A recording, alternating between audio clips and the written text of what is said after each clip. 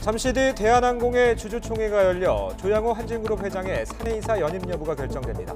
앞서 국민연금은 조 회장의 이사 연임에 반대하기로 입장을 정해 오늘 표대결에 관심이 모아지고 있습니다. 트럼프 미국 대통령이 지난주 철회하겠다고 밝힌 대북 제재는 추가 제재가 아닌 전날 발표한 재무부 제재였다고 블룸버그 통신이 보도했습니다. 이런 가운데 중국 베이징에서 북미 간 접촉설이 제기되고 있습니다. 지난달 주 스페인 북한 대사관에 진입했던 개헌 가운데 한 명이 미국 연방수사국 FBI와 접촉한 사실이 드러났습니다. 개헌들은 북한 비핵화 협상 실무대표였던 김혁철 전 스페인 대사의 정보를 얻기 위해 대사관에 들어갔다고 스페인 언론이 보도했습니다. KT가 정치인 자녀나 국회의원 보좌진뿐 아니라 전현직 임원들의 자녀들에게도 취업에 특혜를 줬다는 의혹이 제기됐습니다. 자유한국당 김성태 의원의 딸 등을 부정 채용한 혐의를 받는 KT 전 사장의 구속 여부는 오늘 결정됩니다.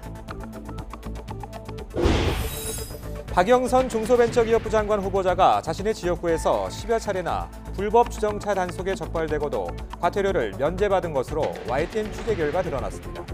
박영선 후보자는 세금 지각 납부와 재산 축소 신고 의혹도 받고 있지만 자료를 제출하지 않아 오늘 청문회에서 논란이 예상됩니다.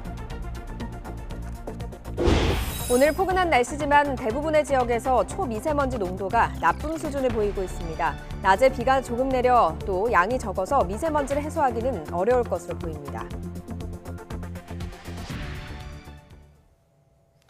굿모닝 YTN 3부 이어갑니다. 잠시 뒤 조양호 한진그룹 회장의 경영권을 놓고 표 대결을 벌일 대한항공 주주총회가 열립니다. 어제 대한항공의 2대 주주인 국민연금이 반대표를 던지기로 하면서 조 회장의 경영권 수성은 장담할 수 없게 됐습니다. 현장에 취재기자 나가 있습니다. 이하린 기자. 네, 서울 강서구 대한항공 본사 앞에 나와 있습니다. 자, 상당히 많은 사람들이 몰릴 것 같긴 한데요. 주주총회 몇 시에 시작합니까? 네, 대한항공 주주총회는 잠시 후 오전 9시부터 시작됩니다. 이곳 주총장 앞에는 이른 시각부터 주주들과 취재진이 몰리고 시민단체의 기자회견이 이어지면서 분주한 모습입니다. 오늘 주총의 핵심 안건은 조 회장의 사내이사 연임 여부입니다. 사내이사의 연임이 돼야 한진그룹 핵심 계열사인 대한항공의 대표이사 회장직을 유지할 수 있는데요. 연임하려면 주총 참석 주주 지분 가운데 3분의 2 이상의 동의를 받아야 합니다. 대한항공의 지분 구조를 보면 33.35%는 한진칼 등 조 회장의 우호 지분입니다. 2대 주주인 국민연금의 지분율은 11.56%입니다. 조 회장은 주주가 모두 참석한다고 가정하면 33%, 또 70%가 참석한다고 보면 13%의 우호 지분을 더 얻어야 합니다. 국민연금의 결정이 중요한 이유인데요. 하지만 어제 국민연금은 장시간 논의 끝에 반대표를 던지기로 했습니다. 스튜어드십 코드 도입 후 오너 일가 재선임에 반대한 첫 사례입니다. 지난주 국민연금이 현정은 현대 엘리베이터 회장의 사내이사 선임 안건에 대해 기권한 것과 달리 조 회장 연임을 막은 것은 대한항공 일가의 갑질 논란에 대한 사회적 여론이 영향을 미쳤다는 분석입니다. 네, 나머지 주주들의 표심이 어디로 향할지가 관심일 텐데 분위기 어떻습니까? 네, 사실 어제 국민연금이 반대표를 던지기로 결정하기 전까지는 조 회장에게 유리한 흐름이 전개되고 있다는 평가가 우세했습니다. 하지만 2대 주주인 국민연금이 반대하기로 결정한 데 이어 20%를 차지하는 외국인 주주들의 움직임도 심상치가 않습니다. 캐나다 연금과 플로리다 연금 등 해외 공적 연기금 3곳이 조 회장의 이사 재선임에 반대 의사를 밝혔고요. 세계 최대 의결권 자문기관인 ISS나 국내 자문사인 서스틴베스트 등도 반대표 행사를 권고했습니다. 대표 이사직을 박탈당할 가능성을 무시할 수 없는 겁니다. 그동안 시민단체 등은 조 회장이 횡령과 배임, 사기 등의 혐의로 재판을 받고 있는 것 자체가 주주 가치의 훼손이라며 이사 선임을 반대해야 한다고 주장해왔습니다. 앞서 오늘 7시 반에는 참여연대가 이곳 주총장 앞에서 기자회견을 열고 조 회장 연임 반대를 위한 의결권 위임 운동을 통해 140여 명의 51만 5,900여 주, 전체의 0.54%를 위임받았다고 발표했습니다. 이러한 시민단체 움직임에 대해 재계에서는 유죄 확정존 혐의만으로 판단하는 건 불합리하다는 입장이었고요. 대한항공 사측도 우리 사직을 갖고 있는 직원들을 상대로 찬성 위임장 작성을 독려하거나 표 확보를 위해 일반 주주까지 찾아가 총력전을 벌여왔는데요. 한진그룹과 시민단체가 벌이는 의결권 위임 경쟁의 결과가 유의미한 수준으로 나타날지도 관심입니다. 지금까지 주주총회를 앞두고 있는 대한항공 본사 앞에서 YTN 이하린입니다. 지난주 트럼프 미 대통령이 돌연 철회를 공언했던 대북 제재는 추가로 예정된 제재가 아니라 하루 전에 재무부가 발표했던 것이란 전언이 나왔습니다. 결국 제재 약화를 우려한 당국자들이 대통령 발표에 대한 해명까지 급조했다는 말인데 여당 공화당도 트럼프 대통령 행보를 비판했습니다. 워싱턴에서 김희준 특파원이 보도합니다. 재무부가 발표한 대규모 대북 추가 제재를 철회하라고 지시했다. 지난 22일 미 행정부를 혼선에 빠뜨린 트럼프 대통령의 트위터입니다. 트럼프 대통령이 철회하려 한 것은 전날 재무부가 중국 해운사 2곳에 내린 제재였다고 블룸버그 통신이 소식통 5명을 인용해 보도했습니다. 그런데 당국자들이 대통령을 설득한 뒤 추가로 예정된 제재를 뜻한다는 호도된 해명을 내놓았다고 전했습니다. 이어 당시 논의 중인 추가 대북 제재 따위는 없었다고 덧붙였습니다. 상원 청문회에서는 트럼프 대통령이 대북 제재를 포기하려 한다는 비판이 쏟아졌습니다. With the U.S. continuing to change our policy, while Kim Jong-un sits back and continues to develop fissile material, nuclear weapons, without doing a doggone thing except watch the United States change its negotiating positions. 북한의 유일한 관심은 제재 해제라는 비난도 나왔습니다. The North Korean leader made clear what mattered to him at Hanoi. He had his time with the president, and the one thing he focused on was sanctions relief. 국무부는 트럼프 대통령의 제재 철회 논란에 대해 북한의 완전한 비핵화까지 제재 해제는 없다는 입장을 재확인했습니다. The international community is going to continue to implement the United Nations Security Council resolutions. 트럼프 대통령의 제재 철회 발표가 즉흥적이었는지 계산된 것인지는 불분명하지만 비핵화 협상 교착 국면에서 미국 내 대북 정책 혼란상을 보여준 것만은 분명해 보입니다. 워싱턴에서 YTN 김희준입니다. 리수용 북한 노동당 국제담당 부위원장이 중국 베이징에서 1박을 한 뒤 오늘 새벽 라오스로 출발했습니다. 이 기간 베이징에는 스티븐 비건 미 대북 특별대표도 머물고 있어 북미 간 접촉했을 가능성이 있었던 것으로 추정됐지만 확인되지는 않았습니다. 리수용 부위원장이 이끄는 북한 노동당 대표단은 오늘 오전 5시 55분 베이징에서 쿤밍을 경유해 라오스로 가는 항공편을 타기 위해 오전 5시쯤 서두공항의 모습을 드러냈습니다.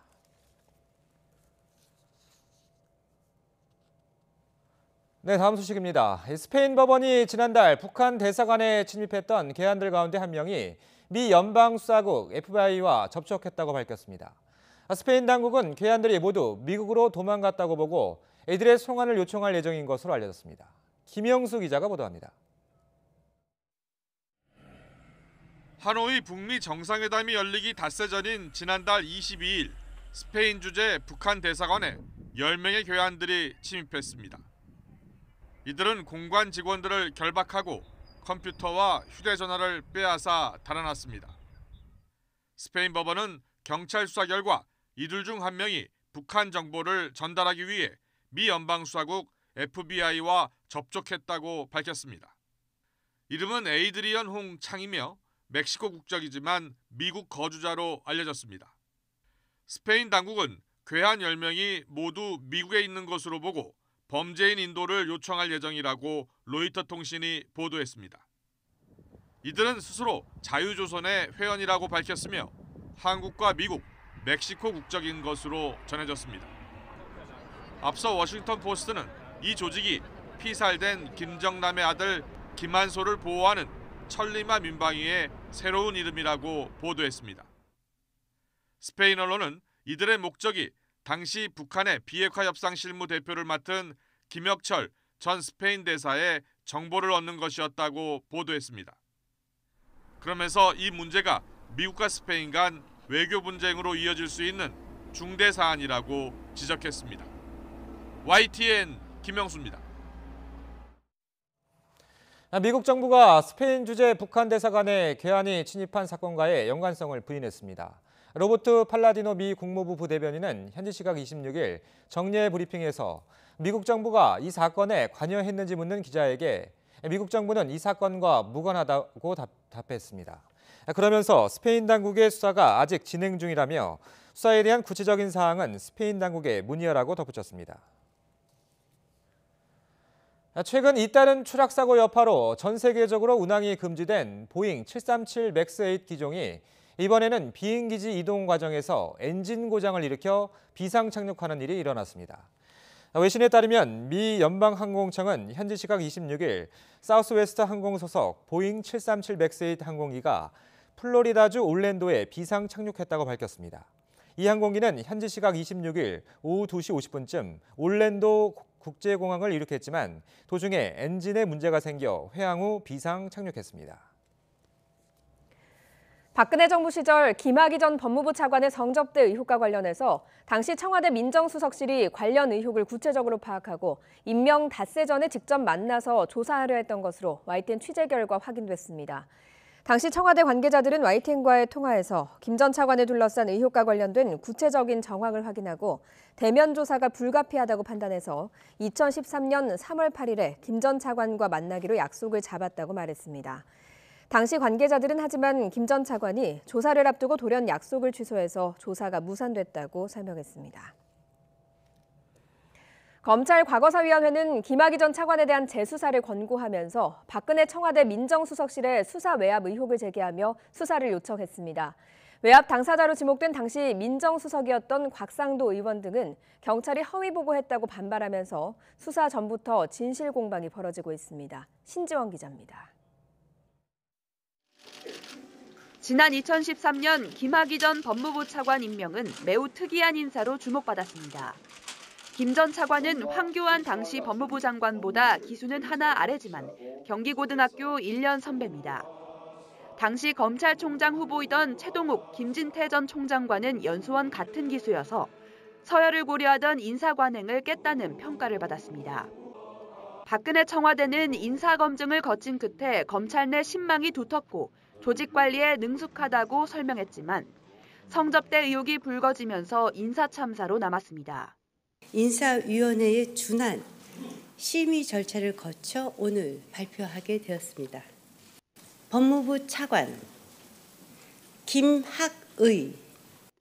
당시 임명 과정에 대해 검찰 과거사위원회는 곽상도 자유한국당 의원과 이중희 전 민정비서관이 직권을 남용했다며 재수사를 권고했습니다. 김 전 차관 의혹을 내사하던 경찰을 질책하고 지휘부를 부당하게 인사조치해 수사를 방해했다는 겁니다. 공직기강 비서관으로서 인사검증을 책임졌던 조응천 더불어민주당 의원은 이번 수사 권고 대상에서 빠졌습니다. 관련 진술이 나오지 않았고 추가 조사가 필요하다는 이유입니다. 하지만 과거사위 수사 권고와 관련해 세 사람 모두 반발하고 나서면서 수사 전부터 진실 공방이 오가고 있습니다. 김 전 차관을 임명하기 직전까지 경찰 수사 책임자에게 비위 정황을 확인했지만 문제 없다는 보고를 들었다는 겁니다. 물어보는데 허위 보고하면은 대통령한테 허위 보고한 거 아니에요. 그럼 그거에 대해서 당연히 뭐라고 얘기하죠. 그걸 수사방해라고 얘기를 하면은. 과거사위로부터 자료를 넘겨받은 대검찰청은 아직 수사 방식을 고심하고 있습니다. 국민 여러분께서 의혹을 갖고 계시기 때문에 그 의혹이 해소되는 방향으로 성실하게 살펴보겠습니다. 검찰은 이번 사건이 권력형 비리로 확대될 수 있는 만큼 방식이 결정되는 대로 경험 많은 검사들을 중심으로 수사팀 구성에 나설 것으로 보입니다. YTN 신지원입니다. 김 전 차관에 대한 수사를 시작한 지 얼마 되지 않아서 수사지휘 라인이 줄줄이 교체된 점도 의심스러운 정황입니다. 좌천성 인사인지 관심이 다시 모아지고 있습니다. 김대근 기자의 보도입니다. 지난 2013년 3월 경찰은 김학의 전 법무부 차관 성접대 의혹 사건에 대해 내사에 착수했습니다. 그런데 한 달 만인 4월에 수사 지휘 라인이 모두 교체됐습니다. 경찰청 수사국 최고 책임자인 수사국장과 수사기획관, 수사 관련 부서장인 범죄정보과장과 특수수사과장이 모두 바뀐 겁니다. 당시 김학배 본청 수사국장은 울산지방경찰청장으로 전보됐고 이어 수사국 2인자인 수사기획관 이세민 경무관이 경찰대학 학생지도부장으로 자리를 옮겼습니다. 보직을 맡은 지 4개월 만에 경찰청 부속기관으로 좌천된 겁니다. 이전 기획관은 결국 본청으로 돌아오지 못하고 승진도 못한 채 지난 2016년 퇴직했습니다. 통상 인사가 11월에서 12월에 이루어져 당시는 정기 인사철도 아니었습니다. 특히 경무관급 이상의 인사는 대통령 재가가 필요한 만큼 당시 김 전 차관 수사에 부담을 느낀 청와대 뜻이 반영된 거 아니냐는 분석입니다. 수사가 끝난 뒤에는 당시 경정이었던 수사팀장도 지원부서로 발령났습니다. 외근 형사 경력이 대부분이었고 앞서 범죄정보과에서 범죄 첩보 수집 업무를 맡았는데 수사 지원부서로 발령난 건 이례적인 경우입니다. 또 함께 근무했던 경감도 일선 경찰서로 발령난 뒤 아직 승진하지 못했습니다. 검찰 과거사위원회가 김학의 전 차관 사건의 재수사를 권고한 가운데 당시 수사 경찰들의 인사 불이익에 대한 조사도 이루어질지 관심입니다. YTN 김대근입니다. 네, 산뜻한 봄 날씨를 만끽하고 싶지만 어김없이 오늘도 미세먼지가 말썽입니다. 밤사이 중국발 스모그가 유입되면서 공기가 무척 답답한데요. 현재 서울의 초미세먼지 농도는 나쁨 수준인 75 마이크로그램으로 평소보다 4배가량이 높습니다. 오늘 중서부 지역에 비 소식이 있긴 하지만 양이 워낙 적어서 먼지를 해소하기에는 어렵겠습니다. 오늘 미세먼지용 마스크와 작은 우산 하나 챙겨 나오시기 바랍니다. 비는 중서부 지역에 낮부터 오후 사이에 조금 내리겠습니다. 양은 5mm 안팎이 되겠고요. 강원 영서 지역은 천둥과 번개를 동반하며 요란스레 내리는 곳이 있겠습니다. 현재 영남을 제외한 대부분 지역의 초미세먼지 농도는 나쁨 수준 보이고 있습니다. 전북 지역에는 초미세먼지 주의보도 발효 중인데요. 오늘에 이어 내일까지도 중국발 스모그가 유입되면서 전국에 고농도 미세먼지가 짙게 나타나겠습니다. 오늘 낮 기온은 서울 15도, 대전과 광주 19도, 대구 23도로 예년보다 3도에서 8도가량 높겠습니다. 당분간 큰 추위 없이 온화한 날씨가 이어지겠고요. 내일은 동해안에, 주말에는 중부와 경북 지역에 비가 내릴 전망입니다. 서해안과 강원 영동 지역에는 오늘 강풍주의보가 발효 중입니다. 강한 바람에 시설물 피해가 발생하지 않도록 대비 철저히 해주시기 바랍니다. 지금까지 YTN 야외 스튜디오에서 박현실입니다. 서울과 대구에 있는 아파트에서 잇따라 불이 나 주민들이 긴급 대피했습니다. 경기도 의왕에서는 땅 꺼짐 현상이 발생해 긴급 복구 작업이 진행됐습니다. 밤사이 사건 사고 최재민 기자가 보도합니다. 불이 난 아파트 5층에서 연기가 흘러나옵니다. 복도에도 희뿌연 연기가 가득합니다. 소방대원들이 출동해 발화 지점을 확인하고 30여 분 만에 진화했습니다. 불은 주방의 김치 냉장고 주변에서 발생한 것으로 전해졌습니다. 다행히 인명피해는 없었지만 주민 13명이 유독가스를 피해 대피했습니다. 대구의 한 아파트에서도 불이 나 10여 분 만에 진화됐습니다. 아파트 주민 7명이 연기를 마셨지만 생명에는 지장이 없는 것으로 전해졌습니다. 소방당국은 불이 안방에서 시작된 것으로 보고 화재 원인을 조사하고 있습니다. 인도에 커다란 구멍이 생겼습니다. 가로 세로 각각 1m, 깊이 1.5m가량의 땅꺼짐이 발생한 겁니다. 땅꺼짐 당시 행인이 없어 다행히 인명피해는 발생하지 않았습니다. 의왕시는 집안이 꺼진 곳을 자갈과 모래로 메워 응급 복구 작업을 벌였습니다.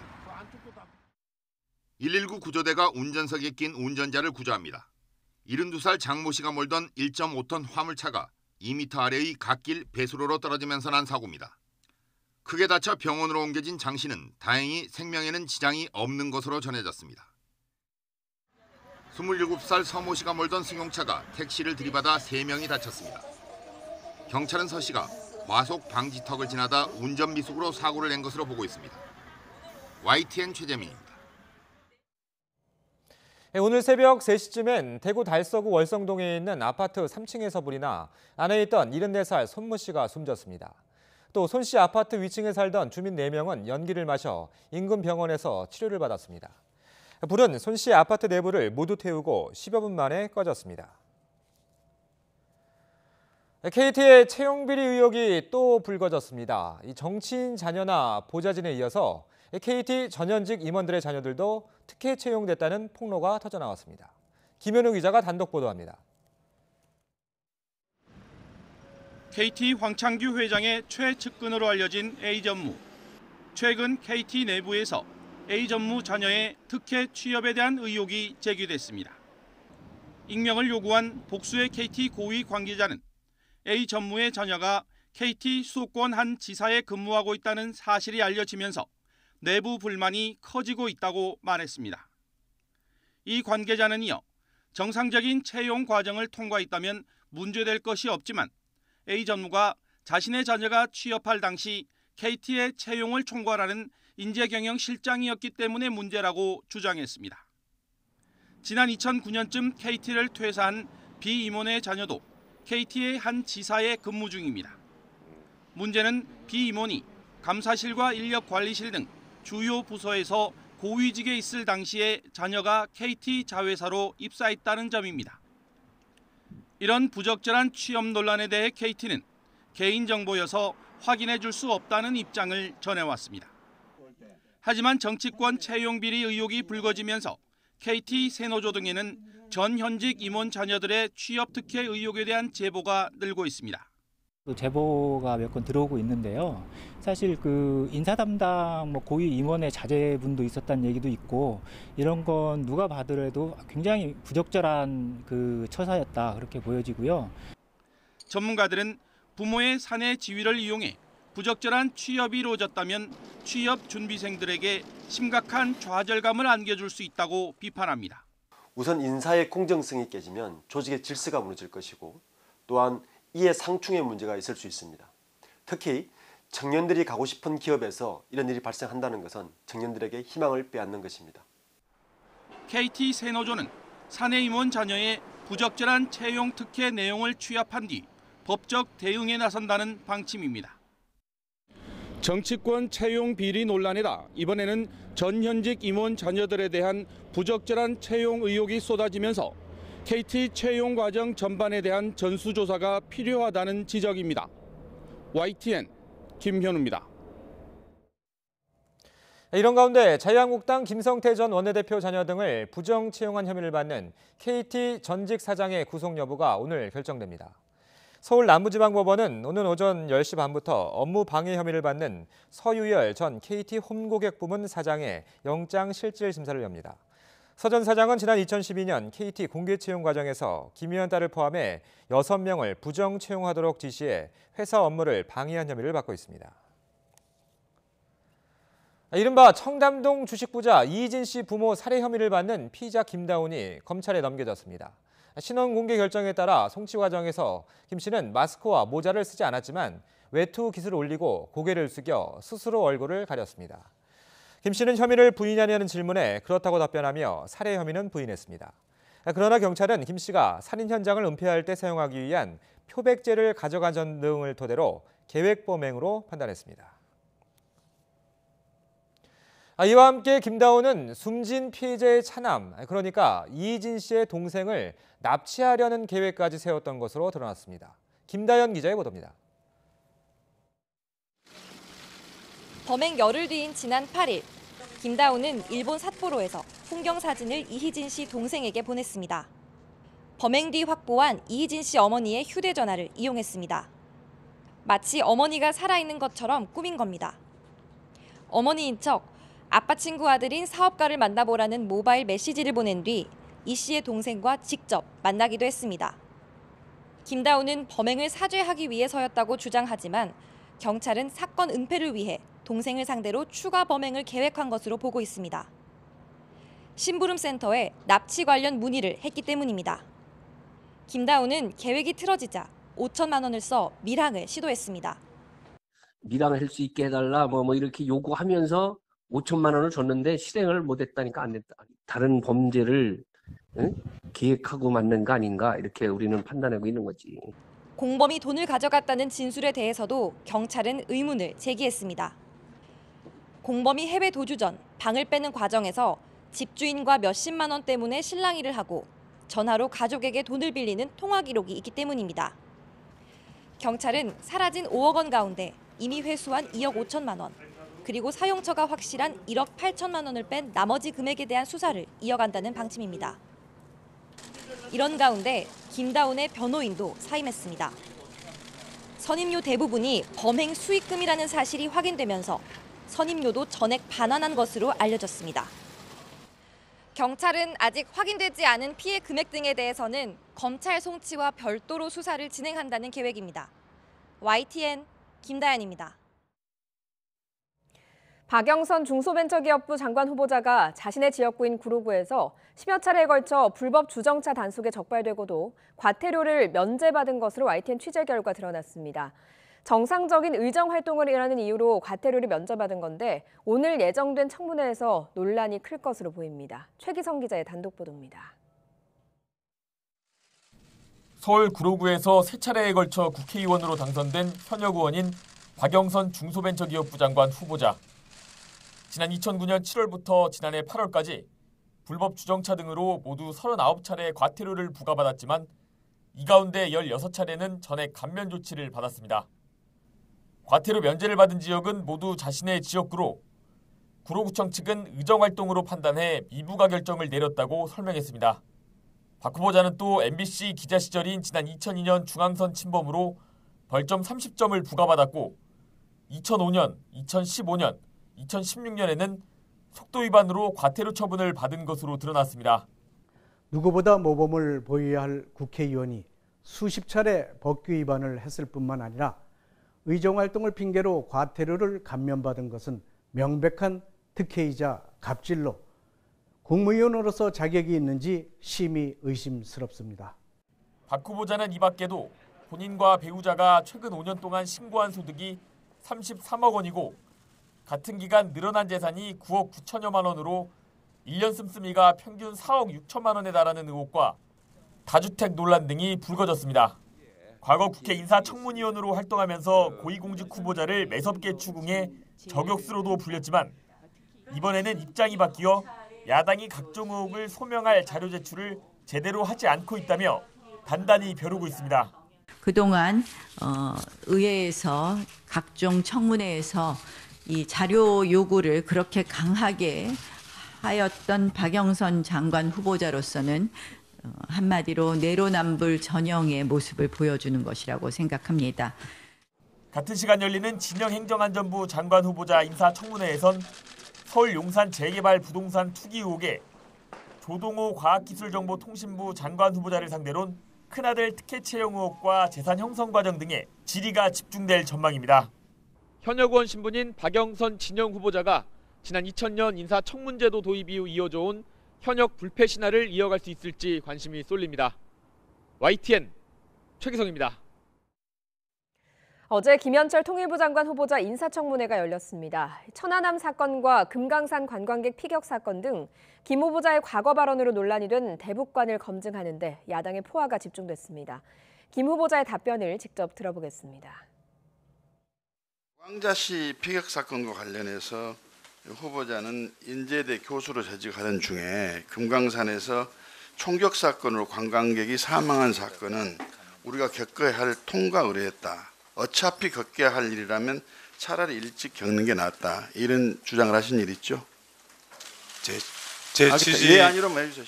네, 그런 글은 있지만 그 지칭한 것은 아닙니다. 과연 지금 후보자가 북한의 통일전선 선전부장 후보자감인데 지금 대한민국 통일부장관 후보자로서 앉혀놓고 지금 청문회를 한 것이 아니냐는 착각이 들 정도입니다. 예, 유족에 대해서는 다시 깊은 애도를 표합니다. 그리고 이런 비극적 사건이 재발 방지가 굉장히 중요하다고 생각을 하고 있습니다. 천안함 연평도 사건이 우발적 사건이다. 이렇게 정확한 그 표현은 아니지만 그렇게 언급을 하신 것으로 보도됐습니다. 저희 입장은 확실하게 천안함은 북한의 어뢰 공격으로 침몰했다라는 정부의 입장을 그대로 따랐습니다. 문성혁 해양수산부 장관 후보자도 검증대에 섰습니다. 야당 의원들은 문 후보를 상대로 장남 취업특혜 의혹 등에 대해서 집중적으로 따졌습니다. 주요 쟁점에 대한 답변을 들어보겠습니다.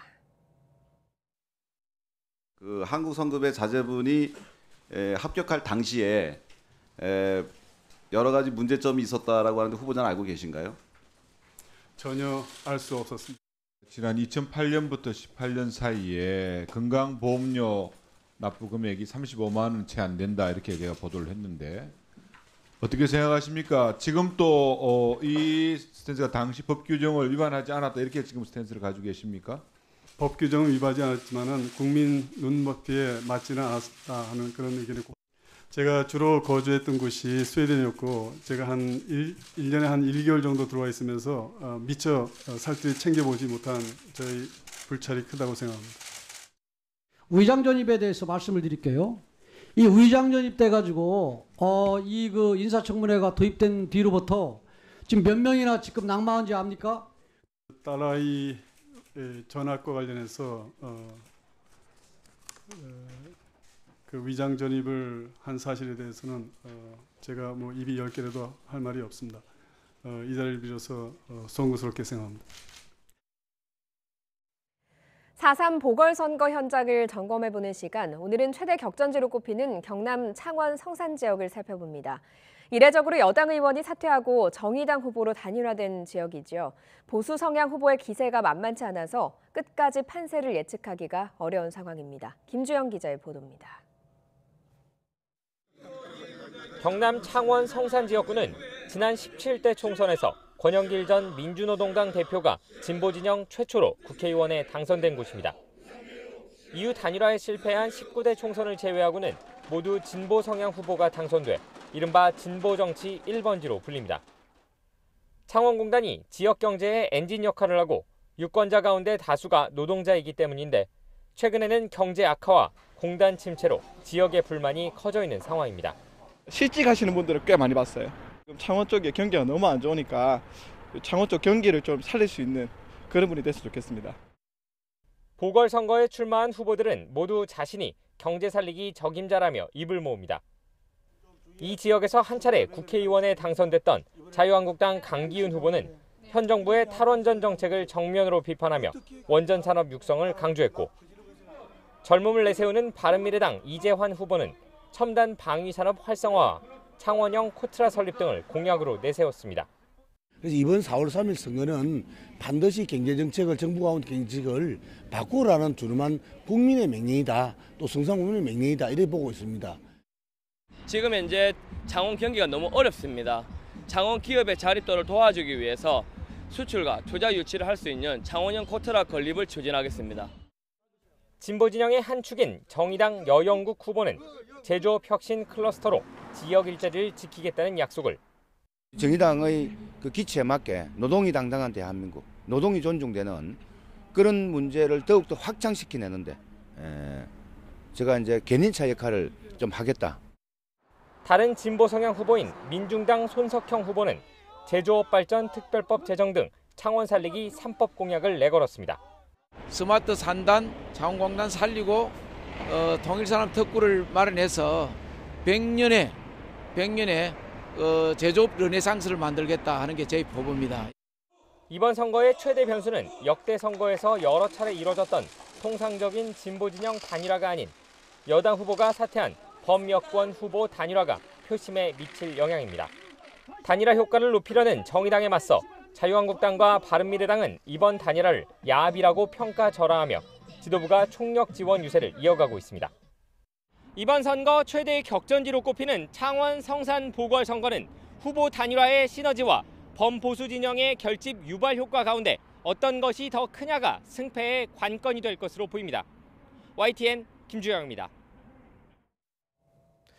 삼성전자가 결산이 끝나기도 전에 1분기 실적이 나빠질 것이라는 전망을 내놨습니다. 전례가 없는 실적 예고로 2분기 연속 어닝 쇼크를 공식화한 겁니다. 조태현 기자가 보도합니다. 삼성전자가 1분기 결산을 앞두고 전격적으로 실적 전망을 공시했습니다. 반도체와 디스플레이 환경이 예상보다 더 나빠져 1분기 실적이 시장의 기대를 밑돌 것으로 보인다는 겁니다. 지난해 4분기에 이어 다시 한 번의 어닝 쇼크를 공식화한 건데 삼성전자가 결산도 끝나기 전에 실적 전망을 설명한 건 이번이 처음입니다. 사상 초유의 실적 예고까지 할 정도로 실적이 나빠진 건 최근 반도체 가격의 급락과 무관하지 않습니다. 지난달 우리나라의 전기 전자기기 전체 수출액 변동을 말하는 수출 금액 지수는 1년 전보다 무려 20%나 급락했습니다. 물량도 9% 가까이 줄며 양과 질 모두 악화하는 모습을 보였습니다. 주력 수출 품목인 전기, 전자기기가 휘청거리면서 지난달 우리나라 전체의 금액 기준 수출 지수도 10% 가까이 추락했습니다. 2016년 8월 이후 2년 반 만에 가장 나빴습니다. 미국과 중국의 무역 분쟁에 세계 경기 악화라는 악재가 겹치면서 갈수록 수출 부진에 대한 우려가 커지는 상황. 지난해에 이어 2년 연속 수출 6천억 달러 달성에 경고등이 켜진 셈입니다. 수출 비중이 높은 반도체 수요가 둔화하는 가운데 길게는 내년까지도 가격 상승이 어려워 보이는 상황 등을 볼 때 아마도 하반기 중에 전반적인 수출 개선이 쉽지만은 않아 보입니다. 정부가 수출을 지원하기 위한 단기 대책에 더해 전통적 주력 수출 산업의 아성을 뛰어넘을 만한 신성장 동력을 발굴하는 데 정책 역량을 집중해야 한다는 지적이 나오고 있습니다. YTN 조태현입니다. 국산보다 외국산 분유가 더 좋다는 입소문을 타고 지난 몇 년 동안 수입 분유를 먹이는 엄마들이 많이 늘었다고 합니다. 그런데 실제로는 국산 분유가 영양 성분 함량이 더 높은 것으로 조사됐습니다. 신윤정 기자가 취재했습니다. 대형마트에 독일과 뉴질랜드 등에서 수입된 다양한 분유 제품이 진열돼 있습니다. 황금변을 본다, 소화가 잘 된다는 등의 입소문이 나면서 해외 직접 구매에 나서는 엄마들이 늘자 마트에서도 수입, 판매에 나선 겁니다. 실제로 저출산으로 국내 분유 소비량은 꾸준히 줄어들고 있지만 분유 수입량은 몇 년 전부터 크게 늘고 있습니다. 목변이 많이 나와가지고 주변에 를 먹여보라고 해서 먹었더니 변도 잘 나오고 장 트러블이나 이런 것 때문에 결국에는 약간 외국 분유로 갈아타게 되더라고요. 하지만 실제로 함유된 성분을 조사해보니 주요 영양 성분 함량이 국산보다 낮았습니다. 한국소비자원이 6개월 미만의 영아가 먹는 1단계 분유 12종을 조사한 결과 수입 제품 6개의 평균 열량과 탄수화물, 단백질 등의 함량이 국산 6종의 평균보다 낮았습니다. 영아의 발육과 두뇌 활동에 필수적인 DHA의 경우 국산이 50% 이상 많이 들어있었습니다. 수입 분유 시장의 90%를 차지하는 앞타밀은 물론 가장 비싼 가격대의 사냥 분유 등이 수입 분유에 해당합니다. 다만 국내외의 식품 기준에 못 미치는 제품은 없었는데 영양 성분 표기는 개선돼야 한다는 지적도 나왔습니다. 셀레늄의 경우 실제 함량은 표시량보다 370% 높은 제품도 있어 소비자에게 보다 정확한 함량 정보 제공을 위한 업계의 노력이 필요합니다. 소비자원은 아기의 체중과 발육 상태 등에 따라 영양 성분을 꼼꼼히 비교해보고 골라야 한다고 조언했습니다. YTN 신윤정입니다. 북한이 개성 연락사무소에 복귀하면서 남북 군사합의 이행에 대한 기대감도 커지고 있습니다. 당장 9.19 군사합의문에 날짜까지 못 박았던 공동 유해 발굴이 코앞으로 다가왔는데요. 국방부는 적어도 우리가 먼저 합의를 깨는 모양새는 되지 않도록 사전 준비를 하고 있습니다. 강정규 기자가 보도합니다. 최전방에서의 적대 행위 중단과 비무장지대 GP 철수, 판문점 JSA 비무장화까지 남북 군 당국은 지난해 9.19 군사합의문에 적힌 시간표를 단 한 번도 어긴 적 없었습니다. 남북 공동 유해 발굴 역시 시간을 못 박은 합의 사항 가운데 하나입니다. 예정된 날짜에 맞추기 위해 우리 군은 지난 6일 100명 규모의 발굴단 명단을 북측에 통보했습니다. 그러나 4월 1일까지 일주일도 남지 않은 지금 아무런 대답이 돌아오지 않고 있습니다. 현재는 북측의 답신을 기다리고 있는 상황입니다. 남북 공동 유해 발굴이 계획대로 추진될 수 있도록 세부 시행 방안을 마련해 나가고 있습니다. 국방부는 북측이 호응해 오면 언제든 작업을 개시할 수 있도록 사전 준비를 하고 있습니다. 현장에 20명가량의 전문 발굴 요원들을 보내 지뢰 제거와 함께 작업 구역을 설정하고 참전 용사들의 증언을 들으며 유해가 묻혀 있을 만한 곳을 파악하고 있습니다. 막판까지 치열한 접전이 펼쳐졌던 강원도 철원 화살머리 고지에는 국군과 미군 등 전사자 유해 300여 구가 잠들어 있는 것으로 추정됩니다. 판문점 선언뿐만 아니라 싱가포르 북미 합의를 이행하는 조치인 만큼 비무장지대 출입을 관리하는 유엔군 사령부도 언제든 협조할 방침입니다. 국방부는 남북 정상이 합의한 문서를 적어도 우리가 깨뜨리는 일이 없도록 남측만이라도 유해 발굴을 먼저 시작하는 방안을 검토하고 있습니다. YTN 강정규입니다. 배우 이메리 씨가 술, 시중 등을 강요받았다며 정재계 인사에 대한 미투를 예고했습니다. 이 씨는 다음 달 초쯤 기자회견을 열 예정입니다. 박석영 기자의 보도입니다. 지난 17일 배우 이메리 씨가 자신의 SNS에 올린 글입니다. 방송 고위 관계자가 자신의 출세를 위한 자리에 불러 술 시중을 들도록 사실상 강요했다는 내용이 담겨 있습니다. 또 돈 없고 방송에 나오지 않으면 여기에서라도 잘하라면서 웃었던 악마의 미소를 잊을 수 없다고 쓰여 있습니다. 게시글에 모 대학 언론홍보대학원 특정 기수인 정재계 인사들의 이름이 언급되면서 관심이 집중됐고 이후 해당 게시물은 삭제됐습니다. 현재 카타르에 있는 이 씨는 다음 달 초쯤 한국으로 돌아와 시민단체 정의연대와 함께 피해 사실을 공개하는 기자회견을 열 예정입니다. 정의연대는 이 씨가 최근 고 장자연 씨에 대한 재수사가 이뤄지자 용기를 얻어 대중 앞에 서게 됐다고 전했습니다. 4월 초순에 지금 날짜 비행기표 지금 알아보고 있고요. 언론대학원 학생 시절에 이제 이 학생으로 있었던 이 학생을 이메리 씨를 이제 완전히 성적으로 착취한 사건이거든요. 그리고 정치, 경제, 이 고위층들이 다 연관돼 있고. 이 씨는 지난 1994년 MBC 공채 전문 MC로 데뷔해 활약하다가 연기자로 전향했습니다. 지난 2011년 이후 뚜렷한 활동을 하지 않다가 지난해 출연한 한 예능 프로그램에서 드라마 제작진의 갑질을 폭로해 주목을 받기도 했습니다. YTN 박석영입니다.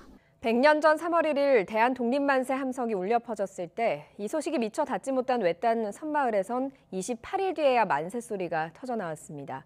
지금은 공항이 들어서고 육지와도 이어진 용유도의 3.1운동인데요. 이 투쟁을 주도했던 독립운동가들의 수감 기록이 처음으로 공개됐습니다. 이기정 기자입니다. 드넓은 바다에 둘러싸인 인천 용유도. 지금은 영종대교로 육지와 이어졌지만 100년 전엔 돛담배만 드나들던 외딴 섬이었습니다. 이곳에서 뒤늦게 하지만 치열하게 저항운동이 펼쳐졌습니다. 배제학당에 다니던 19살의 조명호는 3.1운동에 참여한 후 독립선언서를 가슴에 품고 고향 용유도에서 3월 28일 만세운동에 불을 지핍니다. 혈성단이라는 비밀 결사를 조직하고 거사에 나선 혐의로 주무자들은 옥고를 치르거나 심한 태형에 처해집니다. 영종역사관에서는 당시 서대문 형무소에 수감됐던 독립운동가들의 사진과 기록표가 처음으로 전시되고 있습니다. 이 지역에도 이러한 참 그 훌륭한 분들이 있었구나라는 그러한 그 내용을 여러 곳에 전하고 싶은 그런 심정으로 해당 지자체도 100년 전 만세 시위 기념물 등을 새롭게 정비했습니다. 사람들이 잘 찾지 않던 추무공원 기념비를 보강하고 쉼터와 잔디 등을 설치했습니다. 우리 민족이 독립을 이끌었던 곳이 결코 외세에 의해서 그냥 온 게 아니라 최후의 일인까지 최후의 일과까지 싸워서 쟁취했다는 모습을 만들려고 노력하겠습니다. 인천 중구는 백범 김구 선생이 청년 시절 수감 생활을 한 감리서터와 강제 노역을 했던 인천 축항 등이 있어 역사문화 콘텐츠 개발 용역을 진행하는 등 선열들의 독립정신을 이어받으려는 노력이 곳곳에서 이어지고 있습니다. YTN 이기정입니다. 미국판 스카이캐슬로 불리는 유명 대학 입시 비리 사건과 관련해서 예일대가 연로 학생의 입학을 취소하는 결정을 내렸습니다. 예일대는 어제 홈페이지를 통해 이번 입시 비리에 연루된 학생 1명의 입학 허가를 취소한다고 발표했습니다.